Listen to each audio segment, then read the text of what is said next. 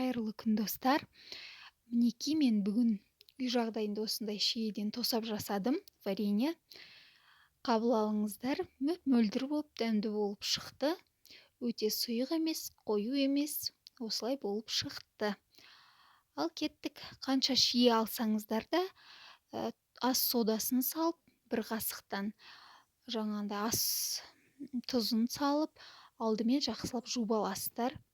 Одан кейін барып қант саламыз. Қантты бірге бір дейміз ғой, негізі мен қантын өте көп салмадым. Бірге кішкене жарты қып қана салдым. Соның өзінде дәмді болып шықты. Одан кейін қойып қоясыздар. Осылай суы шығады 5 сағаттан кейін. Одан кейін отымызға қойып, отымыздың астын ақырындатып қоямыз да, суы шыққанша ағаш қасықпен асты күйіп кетпес үшін араластырып отырамыз. Мінекей, мөлдіреп шыға келеді.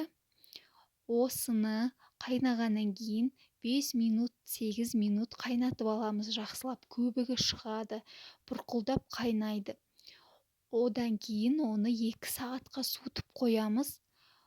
Көбігі қайтадан тарап, өзінің қалпына келгеннен кейін барып, тағы да отқа қойып, соны жаңағы жағдайды 2 рет қайталайсыздар. Сол кезде барып шиеміз жап-жақсы болып мөлдіреп піседі. Одан кейін банкілеріңізді дайындап алып, банкілеріңізге құйып қоя бересіздер. Шиені осылай 2-3 рет қайнатып алған дұрыс екен. Өйткені көбігі шыққан сайын оның көбігін алып отырған дұрыс емес. Бүкіл қанты кетіп қалады екен.